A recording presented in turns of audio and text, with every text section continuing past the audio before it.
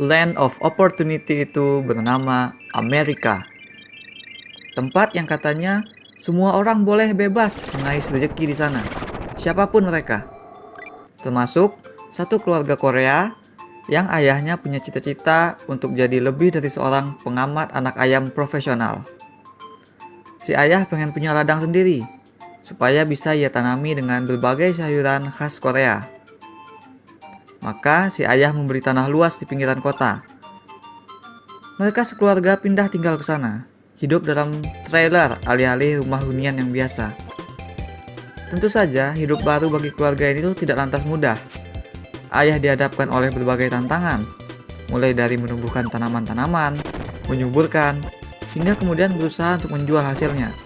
Belum lagi kondisi anak bungsu mereka yang punya jantung yang lemah, dan ibu yang terus mengkhawatirkan sang anak. Sehingga si ibu ini lebih suka mereka semua untuk tinggal di kota aja, di dekat banyak orang. Begitulah setup film Minari ini. Begitu sederhana dan simpel. Jika film ini terasa bernuansa sangat real, maka itu adalah karena film ini memang berdasarkan masa kecil sang sutradara. Sutradara Lee Isakcheon adalah David, si anak bungsu dalam cerita ini.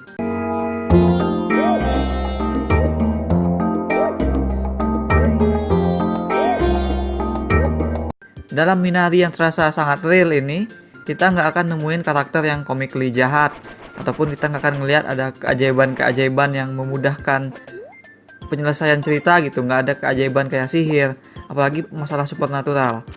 Yang paling dekat sebagai pihak antagonis dalam cerita ini adalah keadaan. Mengejar American Dream itu memang nggak gampang. Kita akan melihat begitu banyak permasalahan yang muncul seputar usaha keluarga itu untuk hidup berkecukupan di ladang tersebut gitu. Nah, masalah-masalah tersebut tuh jawaban dan solusinya sebenarnya justru ada dalam diri mereka semua. Nah, menyaksikan para karakter di keluarga ini tuh menyadari hal tersebut, menyadari dan belajar dari kesalahan untuk berkompromi dengan keadaan. Nah, itulah yang membuat film Minari ini menjadi menyenangkan dan sangat heartwarming untuk disimak. Film ini menjadi semakin hangat lagi dengan nunjukin relasi antara si bungsu David dengan neneknya. Jadi nanti itu ada karakter nenek yang dipanggil untuk tinggal bersama mereka untuk menjaga si bungsu dan kakaknya saat ayah dan ibu bekerja. Nah, relasi David dengan nenek ini adalah salah satu inti dari cerita. Hubungan mereka akan membuat emosi kita teraduk-aduk. Jadi interaksi mereka ini ada yang lucu, ada yang sedih, ada yang bikin senang gitu. Kalau nggak percaya, lihat aja salah satu adegan di ending. Jadi kan si bungsu, si David ini tuh awalnya dia tuh karena keadaan jantungnya, dia percaya dirinya tuh nggak mampu untuk berlari gitu. Tapi di akhir nanti, si David yang udah ngerasain cinta dan menemukan katakanlah makna keluarga, si David ini akan menguatkan diri untuk berlari mengejar. Tapi aku nggak akan sebut, karena sebaiknya film ini ditonton sendiri supaya emosi adegan tersebut nanti bisa benar-benar terasa. Karena film ini memang kuat dirasa kayak gitu. Minari ini adalah film yang sayang banget kalau kita lewatkan. Aku sih ngarepnya film ini kapan-kapan bisa masuklah di bioskop. Pokoknya tayang aja. Sebab film kayak gini tuh udah jarang. Apalagi dengan industri yang semakin kebut-kebutan bikin film. Terlebih karena saat pemulihan pandemi gitu kan. Aku pikir akan semakin jarang lagi ada yang bikin film sederhana tapi ngena kayak Minari ini gitu. Film yang cuma nyeritain kehidupan satu keluarga aja. Film yang nggak bermuatan agenda atau ada muatan politikal tertentu, yang nggak macam-macam lah. Selain nunjukin sesuatu yang mengangkat harapan kita semua gitu. Nah, film Minari ini berbeda tuh salah satunya adalah karena dia tidak tertebak. Bukan dalam artian nggak ada twist, melainkan dalam artian kita nggak bisa ngelihat kemana sih plot point itu nanti akan berujung gitu. Dan ini juga bukan dalam artian naskah film ini nggak clear, karena jangan salah, poin-poin film ini tuh tersusun dalam struktur naskah dengan benar, dan kita dapat melihat dengan jelas itu semua di akhir film. Tema besar filmnya pun nanti kita akan dapat mengerti sembari menonton. Kan ini menunjukkan berarti naskahnya berhasil melandaskannya sedari awal. Tidak tertebak di sini tuh maksudnya datang dari cerita yang terasa begitu gede gitu, begitu luas, tapi kita tidak tersesat di dalamnya. Kita justru merasa seperti benar-benar ikut mengarungi cerita di film ini. Kita mengarunginya sama seperti dalam kehidupan yang nyata gitu. Kayak kita tahu kan kalau di kehidupan nyata tuh kita tahu path yang kita pilih, tapi kita nggak tahu ke depan tuh bakal seperti apa, bakal ada tantangan gimana gitu. Kita hanya bisa berjuang untuk tetap berjalan pada path yang kita yakini. Nah, nonton film ini tuh persis kayak gitu, karena karakter-karakternya tuh juga kayak gitu. Mereka yakin dan berharap akan bisa jadi lebih baik, tapi mereka nggak tahu apa yang menanti di depannya.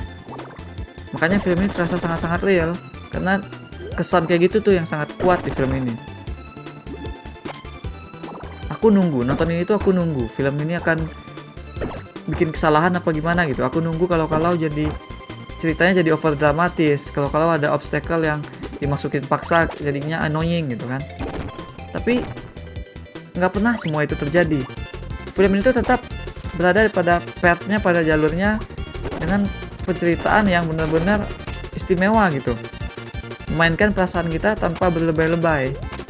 Bahkan ketika dalam momen pertengkaran, film ini juga nggak lantas jadi kejar kekacangan gitu. Masalah dan bincang-bincang perdebatan itu tuh masih tetap terasa real. Kita mengerti kebimbangan kedua belah pihak. Yang satu kita tahu dia bukan hanya ingin keluarganya bahagia, tapi baginya perjuangan mereka itu juga sangat personal. Baginya ini adalah pembuktian kemampuan. Sementara di yang satunya lagi, kita ngerti dia tuh seperti tercabik. Bukan karena dia nggak percaya sama impian yang satu tadi, tapi karena dia lebih confirm, lebih nyaman untuk tinggal di kota yang punya nilai tinggi hubungan sosialnya gitu. Nah, konflik ini tuh menjadi puncak yang membuat perjuangan hidup menanam mimpi mereka itu kian terasa bagi kita. Jadi yang ingin dilihatkan oleh film ini itu adalah keluarga itu bercocok tanam menumbuhkan tanaman Korea di tanah Amerika gitu. Nah, tanah di sini tuh berkenaan dengan tempat kita hidup, di mana kita bertumbuh. Untuk bertahan hidup kan nggak cukup dengan kuat dan mandiri gitu, melainkan juga ada sosialisasi, asimilasi dengan keadaan sekitar yang juga harus dipupuk. Nah, pada akhirnya film ini nunjukin kalau perjuangan itu memang tidak harus sendiri. Film ini ingin ngasih tahu kita supaya jadilah seperti tanaman minari yang bisa tumbuh dan beradaptasi dengan jenis tanah yang dia tanam. Momen-momen yang memperlihatkan interaksi antara keluarga ini dengan penduduk Arkansas asli Amerika itu baik secara individu, seperti si ayah dengan rekan kerjanya yang seorang penganut agama yang kelewat taat itu, ataupun secara kolektif bersama-sama seperti saat mereka pergi ke gereja, tidak dimasukkan oleh film ini sebagai hanya untuk menambah durasi cerita doang. Justru momen-momen itulah yang jadi salah satu poin vokal pada film, yakni ketika Korea dan Amerika itu saling belajar. Film membuat interaksinya sangat menarik. Kita melihat betapa kebiasaan yang satu tampak aneh bagi pihak satunya gitu. Dan bahkan kadang-kadang dalam film ini ditunjukkan terjadi semacam pembulian kecil-kecilan gitu. Tapi kemudian para tokoh itu yang berbeda budaya itu jadi lanjut menjadi teman baik. Nah, momen-momen sosial yang indah seperti ini tuh yang membuat film menjadi semakin menyenangkan untuk ditonton. Akting para pemain juga tampak luar biasa natural, sealami pemandangan hijau dan cerah yang kita lihat pada layar. Dalam film itu yang main tuh ada Steven Yeun sebagai Jacob atau ayah, dan ada Yeri Han sebagai Monica, ibu mereka. Nah, kedua aktor ini tuh dapat fair share untuk merasakan gejolak emosi yang tertahan kemudian diluapkan gitu. Nah, keduanya berhasil dengan mantap menghidupkan karakter dengan tantangan acting yang seperti ini. Aktor-aktor ciliknya juga nggak mau kalah. Alan S. Kim yang jadi David dan Noel Cho yang jadi kakaknya juga berhasil memperlihatkan permainan yang emosional, baik secara subtil maupun nanti yang lebih lepas emosinya. Karakter kedua anak ini mereka adalah anak Korea yang lahir dan berjiwa Amerika gitu. Mereka lahir di budaya Amerika. Tapi film juga tidak terjebak membuat kedua karakter anak ini seperti stereotip anak-anak yang nggak hormat sama budayanya sendiri gitu. Ada layer dalam karakter mereka yang berhasil dihidupkan oleh para penampil, para aktor. Yang mencuri perhatian adalah karakter nenek yang diperankan oleh Yoon Yoo Jung. Mungkin aku salah, maaf kalau salah sebut. Nah, karakter ini penting untuk development keluarga mereka. Also, karakter nenek ini juga menarik karena dia punya moral kompas sendiri. Si nenek ini bukan tipikal nenek-nenek biasa yang cenderung grumpy atau cerewet apa gimana gitu. Justru nenek ini yang seperti free spirit gitu di antara keluarga tersebut. Dia bicara apa adanya, dia punya tindakan yang kadang-kadang nyeleneh. Neneknya ini juga hobi nonton gulat. Ini cool banget. Jarang ada nenek kayak gini. Nah, meskipun diisi dengan banyak dialog yang mewakili perbedaan dua pihak, Amerika, Korea, suami dan istri, nenek dan cucu, tapi film ini berhasil tampil tidak seperti ceramah. Nah, jadi sebenarnya ayah dalam film ini tuh sama kayak protagonis dalam Tarung Sarung, ataupun kayak Levi di Marainis Black Bottom. Yakni si ayah juga sama-sama jauh dari agama. Ayah lebih percaya pada kemampuannya sendiri.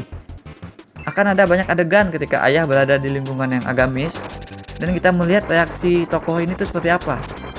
Nah, kita akan menemukan perbedaan dari reaksi-reaksi tersebut, dari reaksinya di awal dan reaksinya seiring berjalan cerita. Ada eskalasi dari reaksi-reaksi ini. Nah, eskalasi itulah cara film ini untuk memperlihatkan si ayah belajar sesuatu tanpa terlihat seperti karakter ini diceramahi gitu. Sehingga akibatnya kita pun juga jadi tidak merasa diceramahi. Dan inilah penceritaan yang benar-benar nyaman untuk disimak. Such a lively and lovely experience. Film Minari ini dia ngandelin gambar-gambar natural dan atmosfer yang cakep, juga dikontraskan oleh musik yang cukup menghantui perasaan kita gitu. Perjalanan ceritanya itu terasa seperti kehidupan real kita berjalan. Cerita ini pun dihidupi oleh karakter-karakter yang sama natural dan realnya. Pacing cerita juga excellent dan interaksi yang menarik membuat film ini tidak terasa membosankan untuk disimak. Perjuangan keluarga yang diperlihatkan terasa akrab. Kita juga peduli jadinya dengan gampang. Kita ingin mereka berhasil. Kita ingin jadi teman bagi keluarga ini. Sepanjang durasi kita akan dibungkus oleh perasaan hangat dan diikat oleh film dengan sebuah harapan yang benar-benar menguatkan kita, memberi rasa optimis gitu. Aku berikan 8,5 dari 10 bintang emas untuk film bagus ini, untuk Minari. Dan ini adalah 8,5 kedua yang kuberikan di awal tahun 2021. Semoga tahun ini banyak film bagus. That's all we have for now. Apa tantangan terbesar bagi kalian ketika pindah dan hidup berjuang di tempat yang baru? Share with us in the comment. Also, jika punya game yang ingin dimainkan, sebutin aja di komen. Jangan lupa hit like dan subscribe supaya nggak ketinggalan review berikutnya. Kunjungi mydesi.com untuk baca review dengan lebih detail. Thanks for watching. Remember in life, there are winners and there are losers.